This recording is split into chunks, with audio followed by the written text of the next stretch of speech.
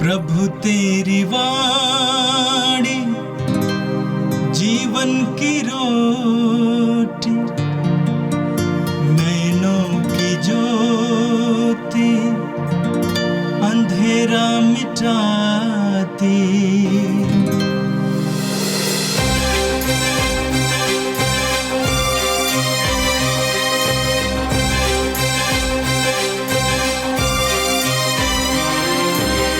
प्रभु तेरी वाणी जीवन की रोटी, नैनों की ज्योति अंधेरा मिटाती।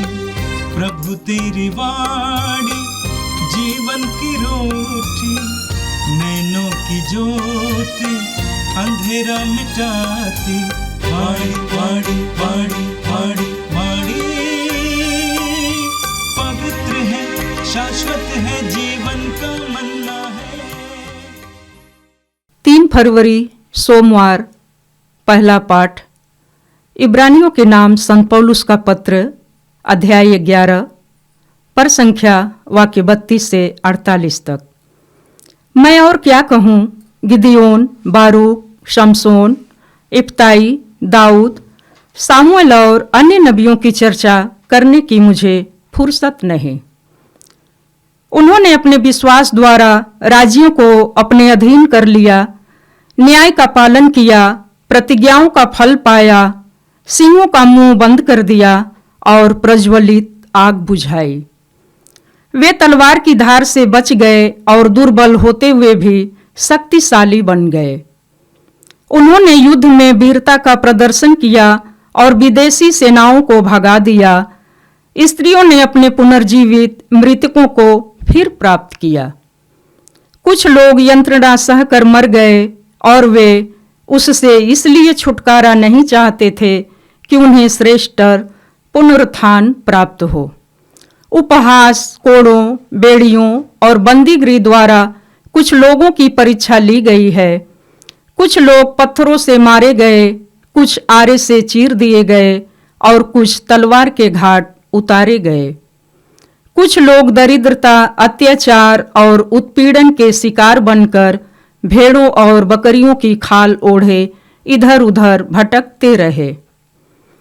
संसार उनके योग्य नहीं था। उन्हें उजाड़ स्थानों, पहाड़ी प्रदेशों, गुफाओं और धरती के गड्ढों की शरण लेनी पड़ी। वे सब अपने विश्वास के कारण ईश्वर के कृपा पात्र बन गए, फिर भी उन्हें प्रतिज्ञा का फल प्राप्त नहीं हुआ, क्योंकि ईश्वर ने हमको दृष्टि में रखकर एक श्रेष्ठतर योजना बनाई थी। वह चाहता था कि वे हमारे साथ ही पूर्णता तक पहुँचे। यह प्रभु की वाणी है।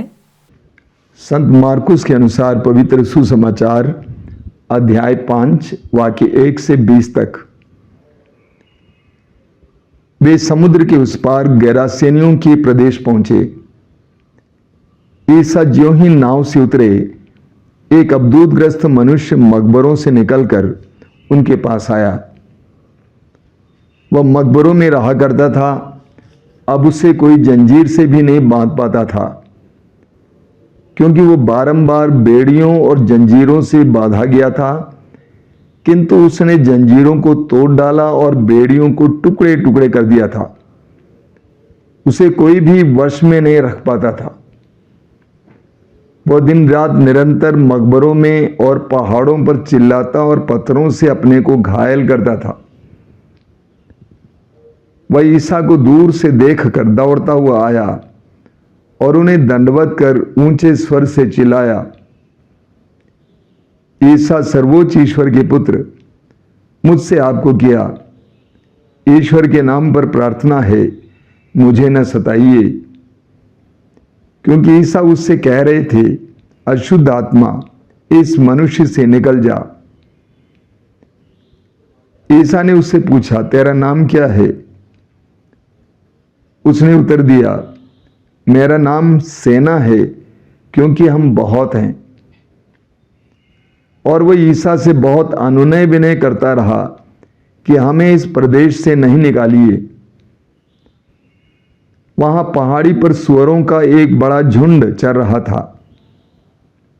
अबदूतों ने यह कहते हुए ईसा से प्रार्थना की, हमें सुअरों में भेज दीजिए, हमें उनमें घुसने दीजिए। ईसा ने अनुमति दे दी। तब अबदूत उस मनुष्य से निकलकर सुअरों में जा घुसे और लगभग 2000 का वो झुंड तेजी से ढाल पर से समुद्र में कूद पड़ा और उसमें डूबकर मर गया। सुअर चराने वाले भाग गए। उन्होंने नगर और बस्तियों में इसकी खबर फैला दी। लोग ये सब देखने निकले। वे ईसा के पास आए और ये देखकर भयभीत हो गए कि वो अबदूतग्रस्त, जिसमें पहले अबदूतों की सेना थी, कपड़े पहने शांत भाव से बैठा हुआ है। जिन्होंने ये सब अपनी आंखों से देखा था, उन्होंने लोगों को बताया कि अबदूतग्रस्त के साथ क्या हुआ और सुअरों पर क्या क्या बीती। तब गरासेनी ईसा से निवेदन करने लगे कि वे उनके प्रदेश से चले जाएं। ईसा नाव पर चढ़ ही रहे थे कि अबदूतग्रस्त ने बड़े आग्रह के साथ ये प्रार्थना की, मुझे अपने पास रहने दीजिए। उसकी प्रार्थना अस्वीकार करते हुए ईसा ने कहा, अपने लोगों के पास, अपने घर जाओ और उन्हें बता दो कि प्रभु ने तुम्हारे लिए क्या क्या किया है और तुम पर किस तरह कृपा की है। वो चला गया और सारे दकापुलिस में ये सुनाता फिरता कि ईसा ने उसके लिए क्या क्या किया था, और सब लोग बड़े अचंभे में पड़ जाते थे। यह प्रभु का दिव्य सुसमाचार है। ख्रिस्त प्रभु की जय। मेरे प्रिय भाई और बहनों, आज का पहला पाठ इब्रानियों के नाम संत पौलुस के पत्र की अध्याय 11 से लिया गया था। इस पूरे अध्याय में संत पौलुस विश्वास के बारे में हमें बहुत सुंदर शिक्षा देते हैं। आज के पाठ में आपने सुना, संत पौलुस कहते हैं कि विश्वास में कितनी बड़ी शक्ति होती है। विश्वास के द्वारा हमारे अंदर कितना सामर्थ्य आ सकता है। पुराने विधान के कई पुरखों का उदाहरण देते हुए पौलुस कहते हैं कि विश्वास के द्वारा हमें कितना सामर्थ्य प्राप्त हो सकता है। पौलुस कहते हैं, मैं और क्या कहूं, Gideon, Barack, Samson, यफ्ता, Dawood, Samuel और अन्य नबियों की चर्चा करने की मुझे फुर्सत नहीं। उन्होंने अपने विश्वास द्वारा राज्यों को अपने अधीन कर लिया, न्याय का पालन किया, प्रतिज्ञाओं का फल पाया, सिंहों का मुंह बंद कर दिया और प्रज्वलित आग बुझाई। वे तलवार की धार से बच गए और दुर्बल होने पर भी शक्तिशाली बन गए। पौलुस कहते हैं ये विश्वास के द्वारा ईश्वर का सामर्थ्य प्राप्त किए। मार्कुस के समाचार के अध्याय 5 में प्रभु यीशु हमारे सामने एक बहुत सुंदर शिक्षा रखते हैं। 12 साल से रक्तस्राव से पीड़ित उस नारी को यीशु को स्पर्श करने से चंगाई प्राप्त हुई। यीशु ने मुड़कर उस नारी से कहा कि तुम्हारे विश्वास ने तुम्हें चंगा किया है। उसी तरह उसी अध्याय में जायरूस से प्रभु यीशु कहते हैं, जिसको ये बताया गया कि आपकी बेटी मर चुकी है, प्रभु ने कहा, डरिए नहीं, बस विश्वास कीजिए। यानी प्रभु यीशु स्वयं कहते हैं कि विश्वास में कितना बड़ा सामर्थ्य होता है। पौलुस कहते हैं इन लोगों ने, जिनके बारे में अभी बताया गया, विश्वास के द्वारा बड़े बड़े कार्य किए। पौलुस ये भी कहते हैं कि वे दुर्बल थे, उनके अंदर बहुत सामर्थ्य नहीं था। हमें न्यायकर्ताओं के ग्रंथ के अध्याय 6 और 7 में गिदियोन के बारे में पढ़ने को मिलता है। गिदियोन स्वयं कहता है कि मेरा कुल दरिद्र है और मैं अपने घराने का सबसे छोटा हूं। इसके बावजूद ईश्वर ने गिदियोन के सहारे मिद्यानियों को हरा दिया, जो इसराइलियों पर बार बार आक्रमण करते थे। दाऊद का उदाहरण लीजिए। दाऊद, जस्से का पुत्र दाऊद, वो जवान लड़का एक चिकने पत्थर के सहारे एक वीर योद्धा गोलियत को मार गिराया। सैमसोन का उदाहरण लीजिए, वो छोटा सा लड़का पवित्र आत्मा के सामर्थ्य से भरकर सिंह के बच्चे के मुंह को फाड़ दिया। विश्वास के द्वारा मनुष्य को सामर्थ्य मिलता है, शक्ति मिलती है। हमें रोमियो के पत्र के अध्याय 4 उसके वाक्य 20 में पढ़ने को मिलता है कि विश्वास के द्वारा इब्राहिम ने सामर्थ्य पाया। इब्राहिम विश्वास के द्वारा शक्ति में बढ़ा। तो विश्वास में बहुत बड़ी शक्ति होती है। आपने वो गीत सुना होगा, ये ना कहो प्रभु से कि मेरी मुश्किलें बड़ी हैं, बल्कि मुश्किलों से ये कह दो कि मेरा प्रभु बड़ा है। हमारे अंदर जितना विश्वास बढ़ता है उतने अंदर हमारे अंदर सामर्थ्य बढ़ता है। यूहन्ना अध्याय 11 वाक्य 40 में प्रभु यीशु कहते हैं, यदि तुम विश्वास करोगे तो तुम परमेश्वर की महिमा देखोगे। आगे पौलुस कहते हैं कि विश्वास के द्वारा हमें पुनरुत्थान प्राप्त होता है। पौलुस कहते हैं कई लोगों ने विश्वास के द्वारा पुनरुत्थान प्राप्त किया। इतना ही नहीं, विश्वास के कारण लोगों ने बड़े बड़े अत्याचार को सहा। पौलुस कहते हैं उपहास, कोड़ों, बेड़ियों और बंदी गृह द्वारा कुछ लोगों की परीक्षा ली गई है। कुछ लोग पत्थरों से मारे गए, कुछ आरे से चीर दिए गए और कुछ तलवार के घाट उतारे गए। कुछ लोग दरिद्रता, अत्याचार और उत्पीड़न के शिकार बनकर भेड़ों और बकरियों की खाल ओढ़े इधर उधर भटकते रहे। पुराने विधान के प्रभु भक्तों के बारे में पौलुस कहते हैं कि उनके अंदर प्रभु पर विश्वास था, इसीलिए वे अत्याचार सहने के लिए भी तैयार रहे। जब हमारे अंदर विश्वास बढ़ता है तो हमारे अंदर अत्याचार सहने की शक्ति भी बढ़ती है। हमें कलीसिया के इतिहास में भी पढ़ने को मिलता है, लाखों लोगों ने अपनी जान दे दी प्रभु के लिए, क्योंकि उनके अंदर विश्वास था, विश्वास के द्वारा सामर्थ्य था। अंत में पौलुस कहते हैं कि वे सभी अपने विश्वास के कारण ईश्वर के कृपा पात्र बन गए। वे सभी विश्वास के कारण ईश्वर के कृपा पात्र बन गए। इब्रानी अध्याय 11 वाक्य 6 में आपने सुना, पौलुस कहते हैं विश्वास के अभाव में कोई भी ईश्वर का कृपा पात्र नहीं बन सकता है। कितने ही पुराने विश्वासी क्यों ना हो, कितने ही बड़े पद पर रहने वाले विश्वासी क्यों ना हो, बिना विश्वास के हम ईश्वर के कृपा पात्र नहीं बन सकते हैं। विश्वास वो चीज है जो हमारे अंदर कृपा को टिकने के लिए स्थान प्रदान करता है। विश्वास वो जोड़ने वाली चीज है जो हमें ईश्वर से जोड़ देती है, जिसके द्वारा हमें ईश्वर की कृपाएं मिल जाती हैं, सामर्थ्य मिल जाता है। अंत में संत पौलुस हमें एक बात बताते हैं, फिर भी उन्हें प्रतिज्ञा का फल प्राप्त नहीं हुआ, क्योंकि ईश्वर ने हमको दृष्टि में रखकर एक श्रेष्ठ तक योजना बनाई थी। वो चाहता था कि वे हमारे साथ ही पूर्णता पहुंचे। पौलुस कहते हैं कि पुराने विधान में हमें ऐसे महान पुरखों और नबियों के बारे में पढ़ने को मिलता है, जिन्होंने प्रभु पर विश्वास करते हुए बड़े बड़े कार्य किया, जिन्होंने अत्याचार सहा, लेकिन ईश्वर की प्रतिज्ञा उनके अंदर या उनमें पूर्ण नहीं हुई, बल्कि हम में पूर्ण हुई। किसके द्वारा? यीशु मसीह के द्वारा। प्रभु यीशु के द्वारा हम में विश्वास के कारण ईश्वर की प्रतिज्ञा पूर्ण हुई। मेरे प्रिय मसीही और विश्वासी भाई और बहनों, यीशु में विश्वास करने से हमें ईश्वर के पुत्र पुत्रियां होने का अनुभव मिलता है, अधिकार मिलता है। इस कृपा दान के लिए हम प्रभु को धन्यवाद दें।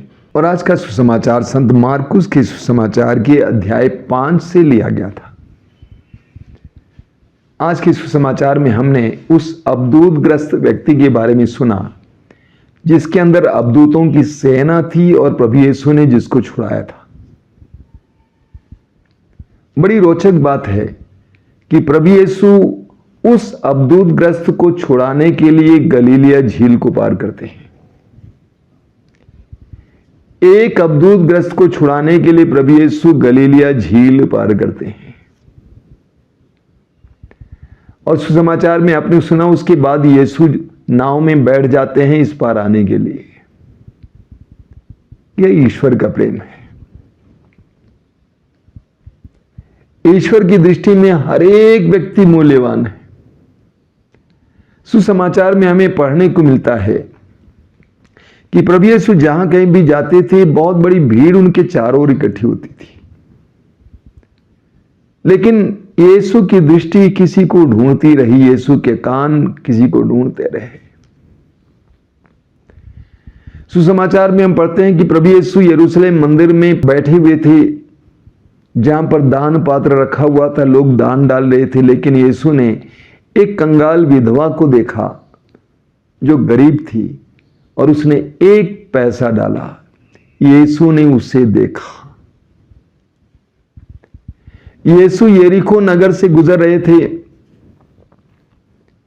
भीड़ की आवाज थी, लेकिन यीशु के कान में एक आवाज पहुंची, उस अंधे भिखारी की आवाज। यीशु यरीको नगर से गुजर रहे थे, बहुत बड़ी भीड़ उनके पीछे लगी हुई थी, लेकिन यीशु की नजरें उस गुलर के पेड़ की डाली पर बैठे हुए झके उस पर पड़ी। यह यीशु का विशेष प्रेम है। हर मनुष्य ईश्वर की दृष्टि में मूल्यवान है, चाहे वो पापी हों, भले हों, बंधनों में जकड़े हुए हों, हर एक व्यक्ति यीशु की दृष्टि में, प्रभु की दृष्टि में मूल्यवान है। लूकस के सुसमाचार की अध्याय 19 वाक्य 10 में प्रभु ने कहा, जो खो गया था मानव पुत्र उसी को ढूंढने और बचाने आया है। आज के सुसमाचार में आपने इसका एक सुंदर उदाहरण देखा। वो अब्दूतग्रस्त व्यक्ति, उसके बारे में बताया गया है, वह मकबरों में रहा करता था। उसके अंदर अब्दूतों की सेना थी। नतीजा क्या था? नतीजा यह था कि वो मकबरों में रहा करता था। अब कोई उसे जंजीर से भी नहीं बांध पाता था, क्योंकि वो बारंबार बेड़ियों और जंजीरों से बांधा गया था, किंतु उसने जंजीरों को तोड़ डाला और बेड़ियों को टुकड़े टुकड़े कर दिया था। उसे कोई भी वश में नहीं रख पाता था। वह दिन रात निरंतर मकबरों में और पहाड़ों पर चिल्लाता और पत्थरों से अपने को घायल करता था। देखिए एक मनुष्य का वर्णन, ईश्वर के द्वारा बनाया गया एक मनुष्य, ईश्वर का प्रतिरूप, दुष्ट आत्माओं के वश में आने के बाद उसका क्या स्वरूप था। चीखता चिल्लाता, मकबरों में रहता, अपने को चोट पहुंचाता, बेड़ियों को टुकड़ा टुकड़ा कर देता, किसी के वश में नहीं रहता। कितना भयानक था, कितना खतरनाक था। मेरे प्रिय भाई और बहनों, जब दुष्ट आत्माएं हमारे अंदर कार्य करती हैं तो हमारी भी यही दशा होती है। हम भी चीखने चिल्लाने लगते हैं, हम भी भागने लगते हैं, किसी के वश में नहीं आते हैं, तोड़फोड़ करने लगते हैं। इतना ही नहीं, वचन में लिखा हुआ है कि वो यीशु की ओर दौड़ता हुआ आया और ऊंचे स्वर से चिल्लाया, ईसा सर्वोच्च ईश्वर के पुत्र, मुझसे आपको किया, ईश्वर के नाम पर प्रार्थना है, मुझे ना सताइए। आश्चर्य की बात है। यहूदी धर्मगुरु यीशु को पहचान नहीं पाए, फरीसी और शास्त्री यीशु को पहचान नहीं पाए, लेकिन अब्दूत यीशु को पहचानते थे। सुसमाचार में बार बार हमें पढ़ने को मिलता है। उस अब्दूतग्रस्त ने, अब्दूतों ने यीशु को पहचान लिया कि वो ईश्वर के पुत्र हैं, और वे लोग अनुनय विनय करते रहे कि उनको ना छोड़ें, उनको उस जगह से जाने ना दें, क्योंकि प्रभु से बोलते जा रहे थे कि इससे हट जाओ। प्रभु ने उससे पूछा कि तेरा नाम क्या है? उसने उत्तर दिया, मेरा नाम सेना है, क्योंकि हम बहुत हैं। उस मनुष्य के अंदर बहुत सी दुष्ट आत्माएं, बहुत से अब्दूत थे। हो सकता है वासना की आत्मा, लालच की आत्मा, ईर्ष्या की आत्मा, जिद की आत्मा, अन्य प्रकार की आत्माएं, जिसके कारण वो विह्वल हो गया था, बेचैन हो गया था, वश में नहीं रहता था।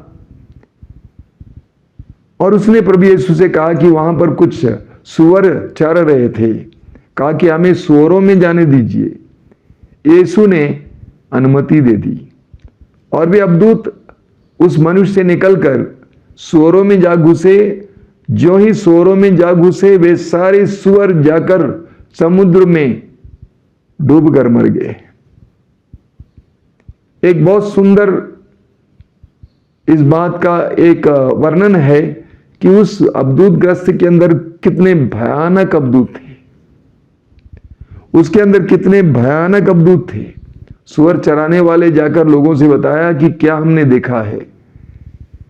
बड़ी अजीब बात है कि लोग नगर से आए, गांव से आए, यीशु से को देखे और यीशु से अनुनय विनय किया कि आप यहां से चले जाइए। अजीब बात है ना।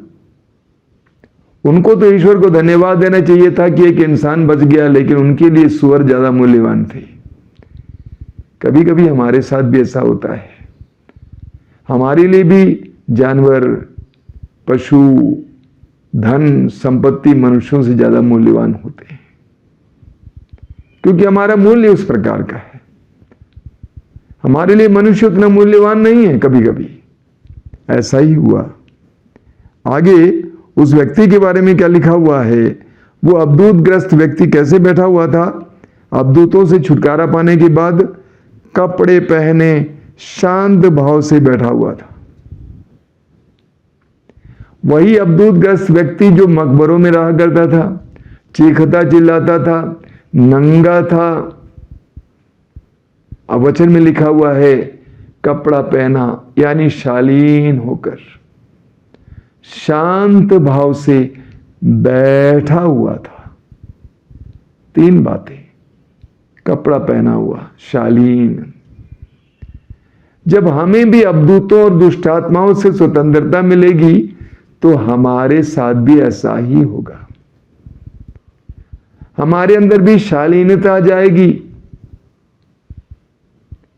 हमारे अंदर चैन आ जाएगी, हम भी शांत होंगे, हम भी प्रभु के करीब बैठने लगेंगे।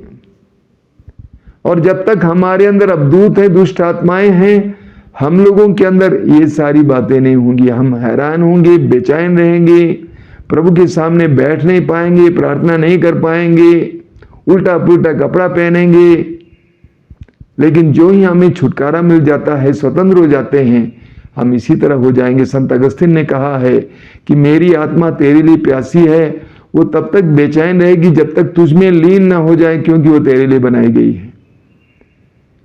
जब हमें बंधनों से आजादी मिल जाती है, हम अपने आप शांत हो जाएंगे, हमारी बेचैनी मिट जाएगी, हम प्रभु के करीब बैठेंगे, प्रभु की उपस्थिति चाहेंगे। आगे वचन में पढ़ेंगे, उस व्यक्ति ने प्रभु से कहा, जब प्रभु नाव पर बैठ गए, उस व्यक्ति ने कहा कि प्रभु मुझे आपके पास रहने दीजिए।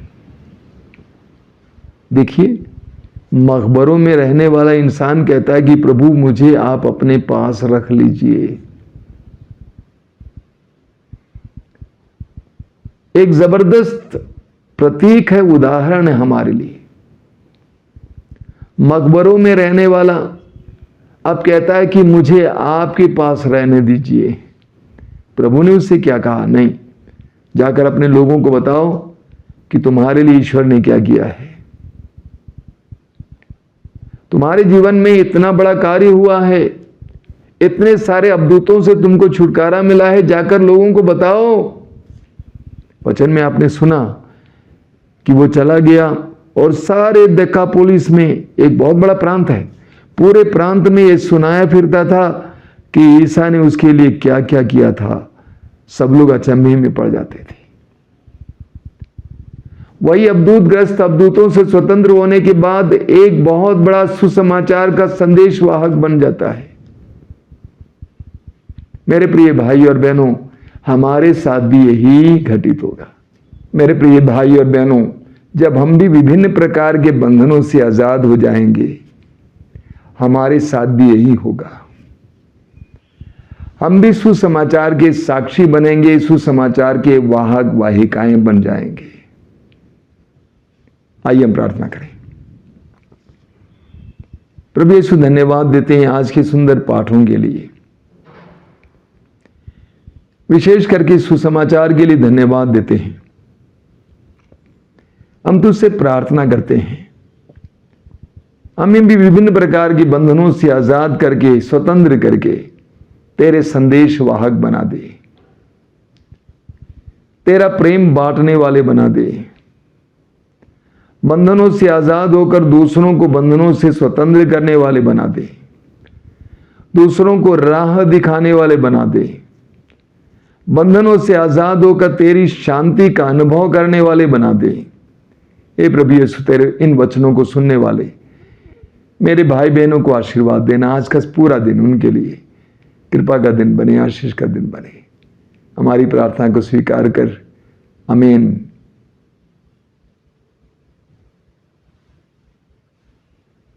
प्रभु तेरी वाणी जीवन की रोटी, नैनों की ज्योति अंधेरा मिटाती।